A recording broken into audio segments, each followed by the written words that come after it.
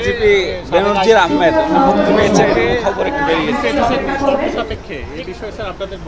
আমি এখন শুনলাম এটা স্টেজে বসে, সাথে সাথে আমি হোম সেক্রেটারির সাথে কথা বলেছি।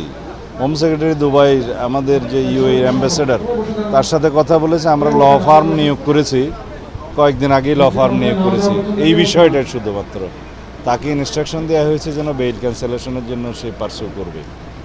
এটা স্যার লেটেস্ট খবরটি কি আসলে উনি মুক্তি পেয়েছেন কিনা এটা নিয়ে ধোঁয়াশা আছে। আমি খবর পেয়েছি তাকে অন কন্ডিশন এখানে তার ইউএই লিভ না করার শর্তে বেইল দিয়েছে। কি কি শর্ত আমি সার্টিফাইড কপিটা জোগাড় করতে বলেছি, এবং আমাদের যে ল ফার্ম নিয়োগ হয়েছে তাদেরকে আমরা ইনস্ট্রাকশন দিয়েছি যেন এই বেইল ক্যান্সেলেশনের জন্য তারা পার্সু করে। স্যার বাংলাদেশ তাহলে এখন কি করবে স্যার, পরবর্তী পদক্ষেপ?